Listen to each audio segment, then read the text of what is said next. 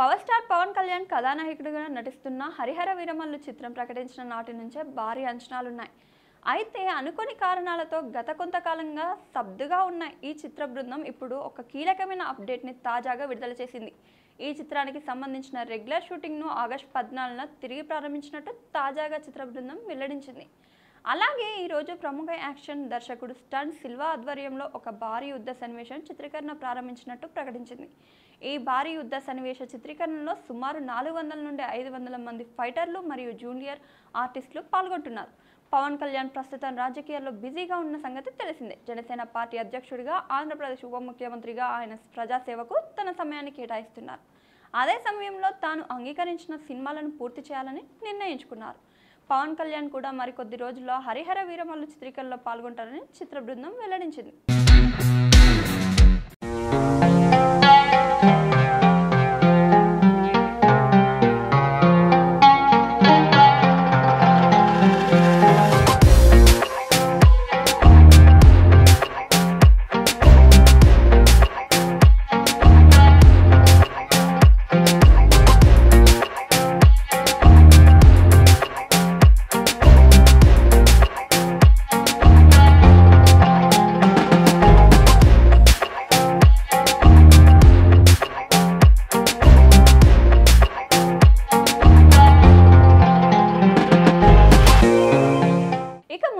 చూడని విధంగా పవన్ కళ్యాణ్ ఒక అద్భుతమైన యోధుడిగా ప్రేక్షకుల ముందుకు తీసుకువచ్చేలా ఈ యుద్ధ సన్నివేశాలను చిత్రీకరించేందుకు గాను నిర్మాణ సంస్థ భారీ షెడ్యూల్ను ప్లాన్ చేసింది.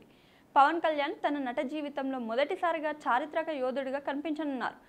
త్వరలోనే Harihara Veeramallu part 1 sword versus స్పిరిట్తో ప్రేక్షకులందరినీ ఒక సరికొత్త అనుభూతిని పంచుకునేందుకు సిద్ధమవుతున్నారు. ఇక ఈ ప్రతిష్టాత్మక చిత్రంలో బాలీవుడ్ సంచలన నటుడు బాబీ డియోల్, లెజెండరీ నటుడు అనుపమ్ ఖేర్ సహా అనేక మంది ప్రముఖ నటులు కూడా భాగమయ్యారు. ఆస్కార్ విజేత ఎంఎం కీరవాణి సంగీతం అందిస్తున్నారు.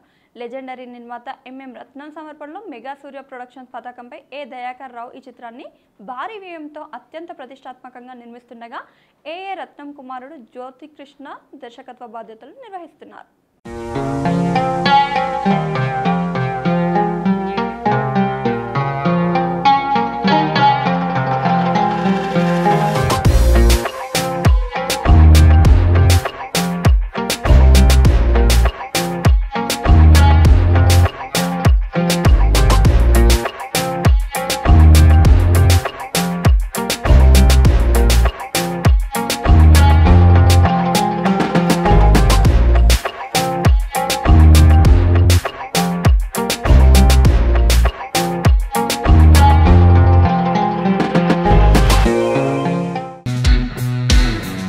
బండి సరోజ్ కుమార్ హీరోగా నటిస్తూ దర్శకత్వం వహిస్తున్న చిత్రం పరాక్రమం.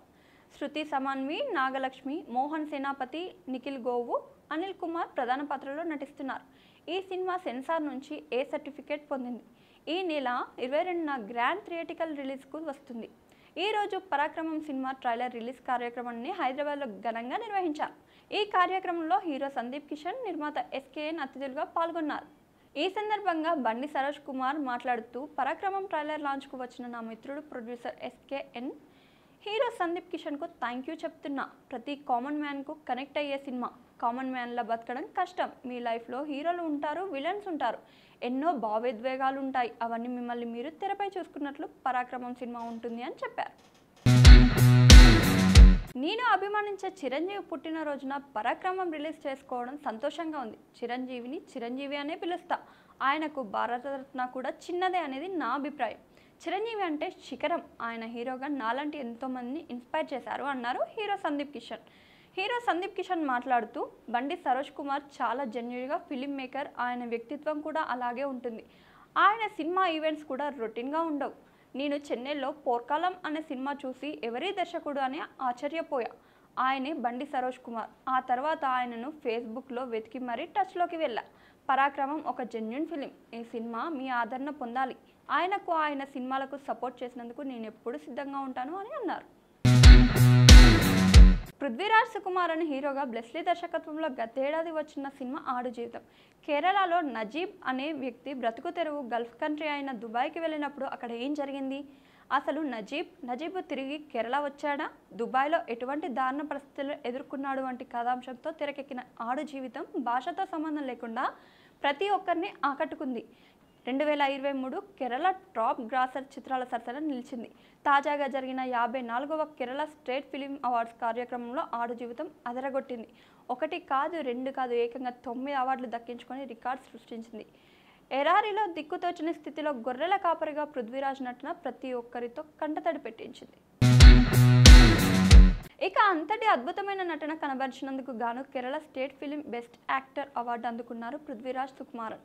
అదేవిధంగా కథలో ఎక్కడా సినిమాటిక్ లిబర్టీ తీసుకోకుండా యథార్థంగా తెరకెక్కించినందుకు గాను బెస్ట్ డైరెక్టర్గా వెస్లీని అవార్డు వరించింది. అంతేకాకుండా బెస్ట్ పాపులర్ ఫిల్మ్ విభాగంలోనూ ఆడు జీవితం అవార్డు సాధించింది. దాంతో పాటుగా best screen play, best cinematography, best makeup artist, best sound mixing పాటు కేరళ ప్రభుత్వం ప్రత్యేకంగా అందించే స్పెషల్ జ్యూరీ అవార్డు సైతం అందుకుంది ఆడు జీవితం. థియేటర్లలో సూపర్ హిట్ అయిన ఈ సినిమా ప్రముఖ ఓటీటీ సంస్థ నెట్ఫ్లిక్స్లో తెలుగులో కూడా స్ట్రీమింగ్ అవుతుంది. రెబల్ స్టార్ ప్రభాస్ కల్కితో భారీ విజయాన్ని అందుకున్నాడు. ఆగస్టు 15 నాటికి 50 రోజుల థియేటికల్ రన్ పూర్తి చేసుకుంది కల్కి రికార్డులు సృష్టిస్తుండగానే తదుపరి చిత్రాలతో డార్లింగ్ బిజీగా ఉన్నాడు. ప్రస్తుతం రాజాసాబ్ సినిమాలో నటిస్తున్నాడు ప్రభాస్. ఇప్పటికే ఈ చిత్రం నుంచి విడుదలైన పోస్టర్స్, గ్లిమ్స్ భారీ అంచనాలు నెలకొల్పాయి. మిర్చి తర్వాత అన్ని యాక్షన్ సినిమాలు తీస్తున్న రెబల్ స్టార్ రాజాసాబ్లో లవర్ బాయ్గా కనిపించబోతున్నాడు. కాగా ఈ చిత్రం రొమాంటిక్ కామెడీ హారర్గా సాగనుంది. ఇది ఇలా ఉంటే హనురాఘవపూడి దర్శకత్వంలో ప్రభాస్ ఓ భారీ పీరియాడిక్ సినిమాలో నటిస్తున్న సంగతి తెలిసిందే. స్వాతంత్రానికి ముందు రాజకార్ల పాలనలో బ్రిటిష్ నేపథ్యంలో జరిగిన కథాంశంతో ఈ సినిమా ఉండనున్నట్లు తెలుస్తుంది. ఇక ఈ సినిమాలో ప్రభాస్ ఆర్మీ ఆఫీసర్గా కనిపించనున్నాడని వార్తలు వినిపించాయి. రెండో ప్రపంచ యుద్ధం సమయంలో సుభాష్ చంద్రబోస్ ఆజాద్ హింద్ ఫౌజ్ అనే ఆర్మీని స్థాపించి బ్రిటిష్ పాలకులపై పోరాడారు. ఆ ఆర్మీలోనే ప్రభాస్ సైనికుడిగా కనిపిస్తాడని తెలుస్తుంది. తాజాగా ఈ సినిమా గురించి కీలక అప్డేట్ తెలిపారు మూవీ మేకర్స్. ఈ చిత్రానికి సంబంధించిన పూజా కార్యక్రమాలు రేపు జరగనున్నాయి. దీంతో ప్రభాస్ అభిమానులు ఇప్పుడు న్యూస్తో ఫుల్ ఖుషీగా ఉన్నారు. భారీ విజయాలతో మంచి ఫామ్లో ఉన్న ప్రభాస్ వరుస సినిమా అప్డేట్లతో అభిమానులకు ట్వీట్ ఇస్తున్నాడు. 70వ నేషనల్ ఫిలిం అవార్డ్స్ 2024 అనౌన్స్మెంట్ కార్యక్రమం ఘనంగా జరుగుతుంది. బెస్ట్ తెలుగు ఫిలింగా కార్తికేయ 2 సినిమా నేషనల్ అవార్డు దక్కించుకుంది. Best Tamil film Ponniyin Selvan 1 national award దక్కించుకుంది.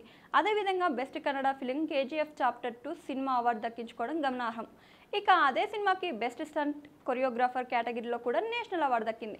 బెస్ట్ మరాఠీ సినిమాగా వాల్వి అవార్డు దక్కించుకోగా బెస్ట్ బెంగాలీ సినిమాగా కబేరి అంతర్దర్ధన్ అనే సినిమా అవార్డు దక్కించుకుంది.